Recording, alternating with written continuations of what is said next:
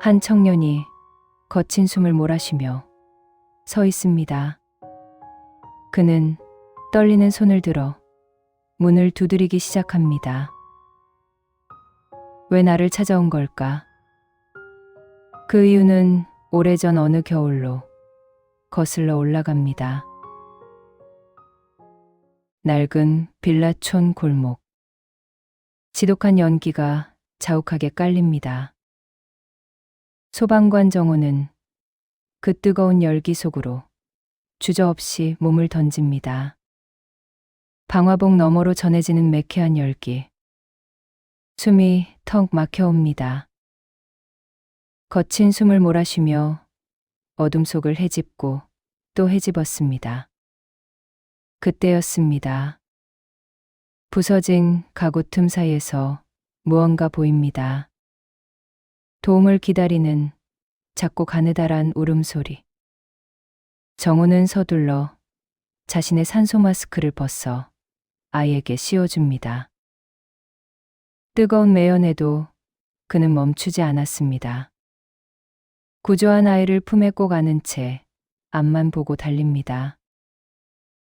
밖으로 나오자 정호는 투박한 손으로 연신 토닥였습니다. 괜찮아. 이제 다 괜찮아. 그의 낮은 목소리가 아이의 귓가에 조용히 머물렀습니다. 소방관 아저씨만 믿으렴. 곧 괜찮아질 거야. 따뜻하고 든든한 그 말 한마디. 그는 아이를 진정시키고 다시 불길로 향했습니다. 아직 구해야 할 사람들이 많습니다. 지독한 연기가 시야를 가로막는 아수라장. 그는 단 한순간도 주저하지 않았습니다. 거기 누구 없습니까? 정호의 외침은 매캐한 연기 속에 묻혀나갑니다. 그때 쓰러져 있는 아이의 부모가 보였습니다. 정호는 망설임 없이 그들을 향해 달려갔습니다. 함께 나가야 한다. 비틀거리는 두 사람을 부축하며 무너져가는 복도를 지납니다. 밖으로 나오자 시원한 공기가 느껴집니다. 엄마는 아이의 무사한 얼굴을 마주하자마자 그 자리에 주저앉습니다. 아빠 역시 검게 그을린 정호의 손을 부여잡고 감사를 전했죠. 그날 이후로도 정호는 수많은 불길 속을 내달렸습니다. 뜨거운 연기를 마시며 한 사람이라도 더 살리려 애썼죠. 누군가의 아버지를, 또 누군가의 어린 딸을 품에 안고 뛰는 일. 그렇게 긴장과 사투 속에 보낸 세월이 어느덧 20년이 넘었습니다. 하지만 그의 마음 한구석엔 늘 무거운 돌덩이가 하나 있었습니다. 그때 내가 조금 더 잘했더라면 어땠을까? 누군가를 구했다는 뿌듯함보다 구하지 못했다는 자책이 컸습니다. 세월은 흘러 이제 흰 머리칼이 드문드문 보입니다. 소방관이라는 직함은 낡은 앨범 속에 묻어둔 지 오래입니다. 지금 정호는 허름한 아파트의 경비실에서 밤을 지새웁니다. 경비 아저씨, 이거 어디에다가 두면 되나요? 그거 저 주십시오. 제가 정리할게요. 사람들은 그가 예전에 어떤 영웅이었는지 전혀 알지 못합니다. 그저 밤마다 순찰을 돌고 재활용을 정리하는 무뚝뚝한 경비원으로 보죠. 본인 역시 자신의 과거를 입 밖으로 내지 않았습니다. 오늘도 정호는 시린 손을 비비며 낡은 경비실 의자에 몸을 기댑니다. 창밖에는 진눈깨비가 흩날리기 시작하네요. 그때는 몰랐습니다. 세월을 돌아 어떤 인연이 자신을 찾아오고 있었습니다. 어휴, 오늘따라 왜 이렇게 추운 거야? 갑자기 더 차가워진 날씨에 아내가 걱정이 됩니다. 고질적인 관절염의 냉증까지. 그런 아내가 정호는 늘 안쓰럽고 미안하기만 합니다. 넉넉하지 못한 형편에 보일러 한 번 마음 편히 켜지 못했기 때문이죠. 순자는 남편의 고단함을 누구보다 잘 알고 있습니다. 밤새 일하고 돌아온 남편을 위해 보일러 온도는 올리지 않습니다. 대신 두꺼운 양말을 더 신으며 추위를 견뎌내곤 하죠. 정호가 퇴근해 집에 들어서면 그녀는 언제나 밝은 얼굴로 남편을 맞이합니다. 여보, 오늘도 고생 많았네요. 어서 들어와요. 순자의 따뜻한 목소리에 정호의 온몸이 조금씩 녹아내립니다. 당신은 왜 또 보일러를 꺼뒀어? 춥지도 않아? 정호의 핀잔 섞인 물음. 그녀는 그저 빙그레 웃어 보입니다. 평생을 남의 집 불 끄느라 정작 자기 몸 하나 돌보지 못한 사람. 퇴직 후에도 쉬지 못하고 찬바람 부는 경비실로 나가는 남편. 순자는 차마 내뱉지 못한 말을 삼키며 이불 속에서 시린 발을 웅크립니다. 나야 뭐 이불 속에 있으면 괜찮아요. 당신이 더 힘들지. 생활은 빠듯하지만 서로가 있기에 괜찮습니다.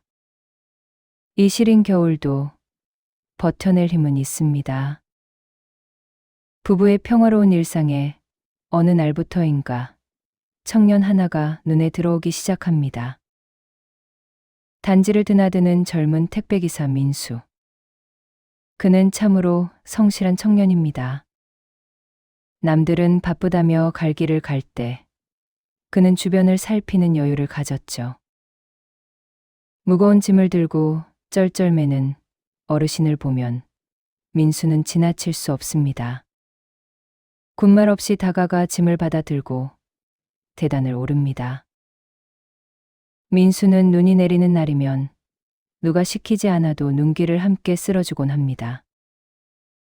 찬바람에 열려있는 복도문은 조용히 닫아줍니다.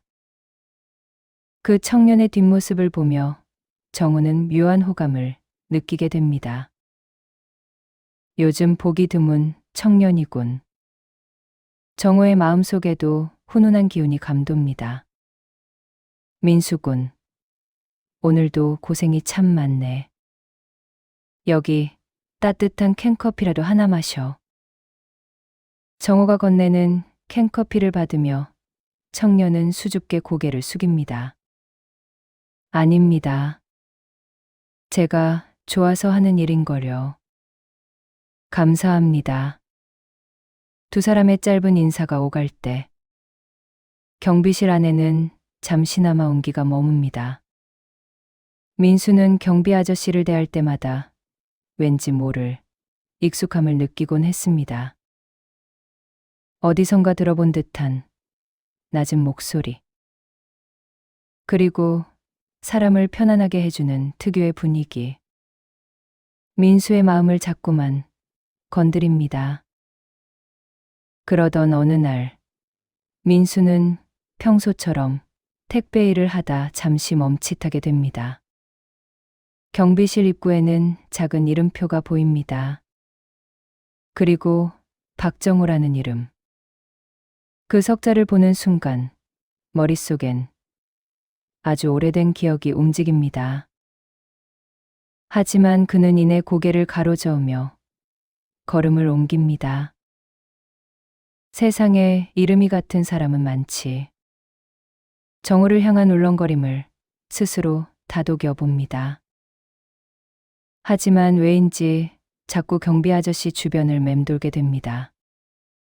어쩌면 자신이 찾던 그 사람일지도 모른다는 희망.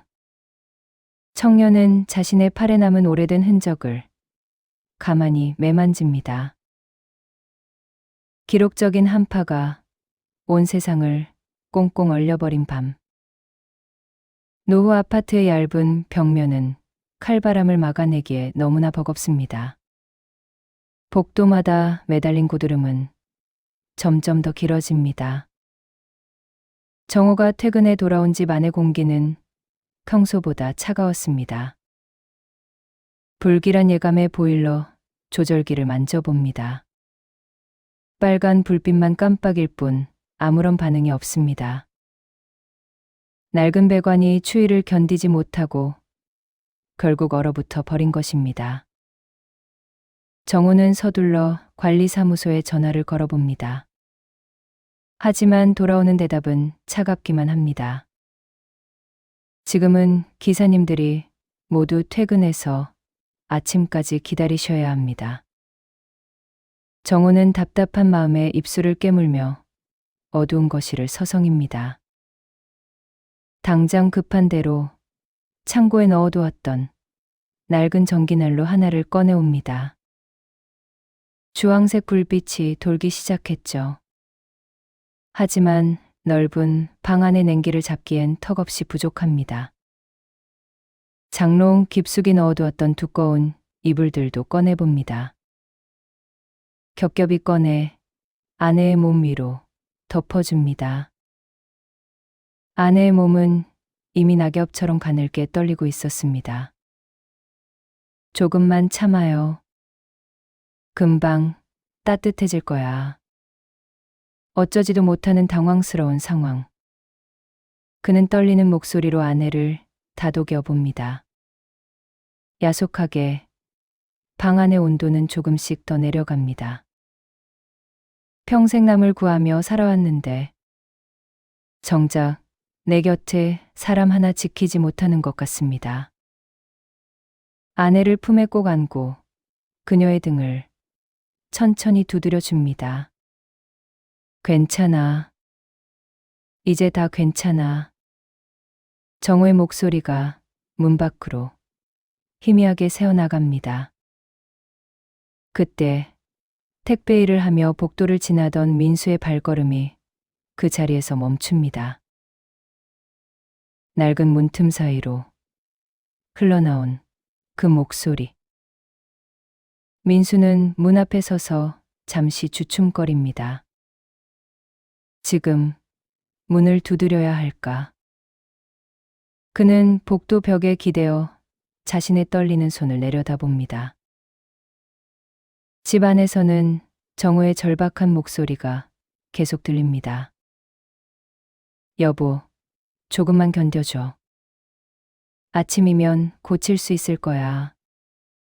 정호는 아내의 체온이 더 떨어질까 봐 안절부절 못합니다. 전기난로에 의지한 작은 온기는 추위 앞에서 힘을 쓰지 못합니다.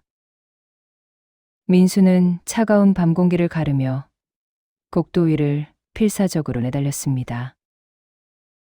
눈시울이 붉어지고 심장이 터질 듯이 뜁니다. 황급히 엘리베이터 버튼을 누릅니다. 숨이 턱끝까지 차올랐지만 한시가 급하다는 생각뿐이었죠. 1층에 도착하자마자 미끄러운 눈길을 가로질러 자신의 트럭으로 달려갑니다. 긴박한 호흡이 차가운 밤 공기 속에 하얗게 흩어집니다. 트럭 뒷문을 열려 하지만 손이 눈에 띄게 파르르 떨립니다. 마음을 진정하고 그는 차분히 트럭 뒷문을 열어젖힙니다. 조금만 더 빨리, 제발 조금만 더. 민수는 속으로 수천 번을 외치며 어두운 짐칸을 미친 듯이 뒤졌습니다. 짐칸 구석구석을 헤집지만 필요한 것이 잘 보이지 않습니다. 늦기 전에 얼른 찾아야 해. 민수의 얼굴은 어느새 땀방울과 눈물로 비범벅이 되어 있었습니다. 손끝에 닿는 차가운 금속 장비들이 오늘따라 유난히 무겁게 느껴집니다. 그의 손에 묵직한 가방과 몇 가지 물건들이 잡힙니다. 그것들을 보물처럼 품에 꼭 안은 채 다시 아파트 건물을 향해 달립니다. 묵직한 가방에 몸이 조금 휘청합니다. 살을 에이는 듯한 한파 속 그의 등 줄기에는 뜨거운 땀이 흘러내리고 있었습니다. 정적만 가득한 아파트 복도 위. 민수는 호흡을 가다듬습니다. 떨리는 손을 들어 정우의 집 문을 두드리기 시작합니다. 문을 두드리는 소리에 정우는 깜짝 놀라 현관 쪽을 바라봅니다. 이 시간에 문을 두드릴 사람은 없었습니다. 경비 아저씨, 저 민수입니다. 택배일 하면서 인사드렸던 민수입니다. 정우는 의아한 표정으로 문을 엽니다. 문 밖에는 숨을 몰아쉬는 민수가 짐꾸러미를 안고 서 있습니다. 자네가 여기에 무슨 일인가? 민수는 정우의 당황한 기색을 살필 겨를도 없이 방 안으로 들어섭니다. 품에 안고 온 것은 차량용 이동식 난방기와 두툼한 단열 매트였습니다. 그는 말없이 거실 바닥에 매트를 깔고 난방기를 돌리기 시작합니다. 차가운 냉기가 가득했던 방에서 이내 훈훈한 열기가 피어오릅니다. 청년의 손놀림은 거침이 없었습니다. 가방에서 문풍지와 차단제를 꺼내 창문 틈새를 꼼꼼하게 막아 나갑니다. 매서운 칼바람이 파고들던 틈이 메워지자 방 안은 금세 아늑해졌죠. 순자의 떨림이 조금씩 잦아들어갑니다. 그녀의 안색도 조금씩 좋아집니다. 정우는 안심이 되면서 멍하니 서 있습니다.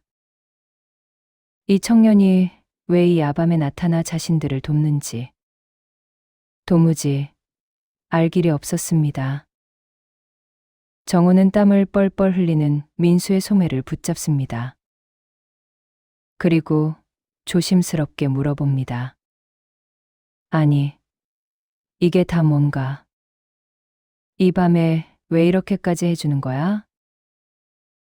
민수는 대답 대신 그저 환하게 웃습니다. 그리고 울컥하는 눈물을 참습니다. 그저 고개만 깊숙이 숙입니다. 아닙니다. 제가 잠시 쓸 데가 있어 가지고 있던 것들입니다. 이것들 빨리 끝내서 금방 따뜻하게 해드릴게요. 민수는 여기서 멈추지 않고 어디론가 급하게 전화를 걸기 시작합니다. 알고 지내던 동네 설비 기사님에게 연락을 한 것이죠. 그는 사정을 하며 부탁합니다. 아주 잠깐이라도 좋으니 이 집을 꼭 들려달라고요. 얼어붙은 배관을 녹여달라는 간절한 목소리였습니다. 잠시 후 도착한 기사님이 배관을 천천히 녹입니다. 그러자 멈췄던 보일러가 다시 돌아갑니다. 방바닥에 따스한 온기가 올라오자 순자의 얼굴에도 생기가 돌아오네요. 정우는 고마운 마음에 민수의 손을 꼭 쥐어봅니다. 아니, 정말 이렇게 고마워서 어떡하나. 너무 고맙네. 민수는 잠시 멈칫하더니 정우의 젖은 눈을 가만히 마주 봅니다. 그는 장갑을 벗고 정우의 거친 손을 두 손으로 따뜻하게 감싸줍니다. 그리고 조용히 자신의 소매를 걷어올립니다. 그 순간 정우의 시선이 민수의 걷어붙인 팔등에서 멈추고 맙니다.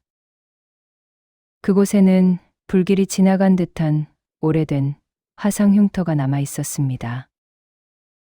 정우의 입술이 가늘게 떨립니다. 눈가에는 순식간에 눈물이 고입니다. 혹시 자네 팔에 이 상처, 정우의 가슴 속에서 잊고 지냈던 20년 전이 떠오릅니다. 소방관 시절 품에 안고 뛰었던 그 작은 아이. 제가 어릴 때 불이 난 집에서 저 혼자 있었어요. 혼자 울고 있었던 그 아이입니다. 정우는 숨을 멈춘 채 민수의 얼굴을 하나하나 뜯어보기 시작합니다. 아저씨 기억나세요? 그날 앞이 안 보일 만큼 시커먼 연기가 방안을 가득 채웠었어요. 숨을 쉴 때마다 가슴이 타들어가는 것 같았어요. 불길이 문턱까지 차오르는데 정말 무서웠습니다. 엄마, 아빠가 보고 싶다. 우리 엄마 얼굴도 못 보는 건가 싶었어요. 당황해서 눈물도 안 나오더라고요. 민수는 팔에 남은 화상 흔적을 만져봅니다.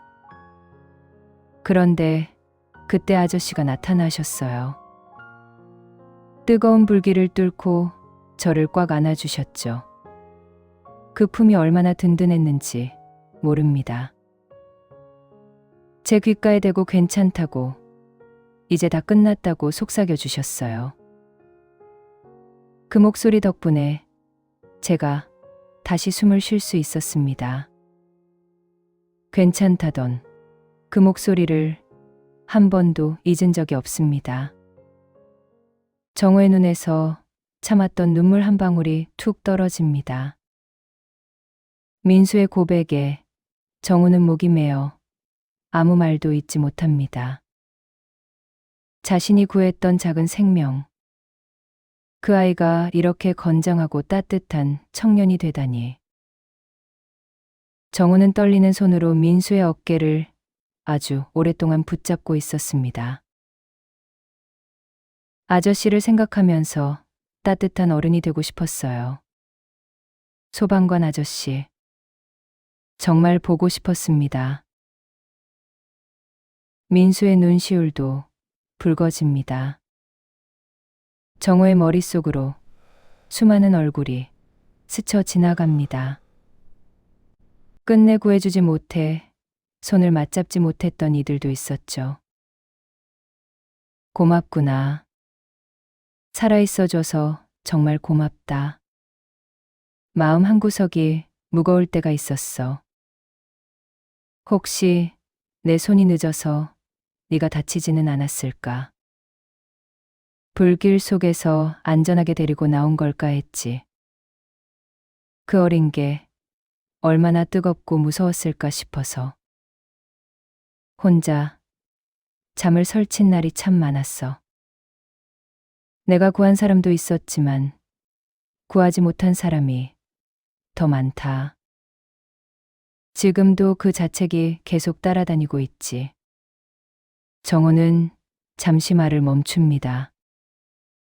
지금은 눈앞에서 환하게 웃는 민수의 얼굴이 보입니다. 그 따뜻한 미소를 마주하자 시커멓던 응어리가 조금씩 흩어집니다. 그래도 이거면 됐다. 이렇게 번듯하고 따뜻한 어른이 된 아이가 있었다니. 정말 너무 감사한 일이구나. 이제 내 마음의 짐도 조금씩 가벼워질 수 있을 것 같아. 살아있어 줘서 고맙다. 그리고 이렇게 다시 찾아와줘서 정말 고맙다. 네가 살아준 것만으로도 내 소방관 인생은 가치 있는 삶이었어.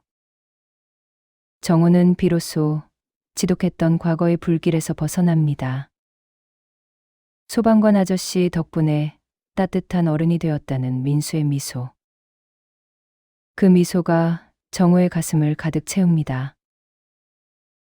누군가에게 건넨 작은 온기가 세월을 돌아 자신에게 찾아왔습니다.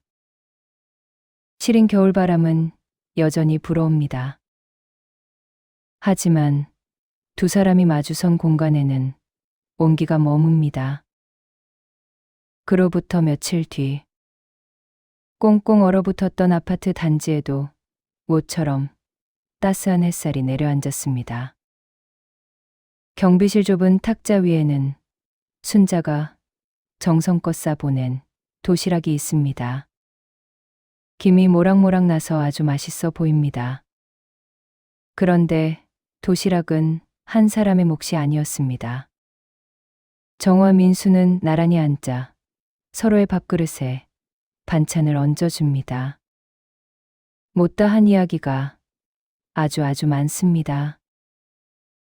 이제 두 사람은 자주 마주치던 경비원과 택배기사가 아닙니다. 서로를 보살펴 주었던 특별한 인연으로 마주하고 있습니다. 단지를 드나드는 주민들의 시선도 전과는 어딘지 모르게 달라졌습니다.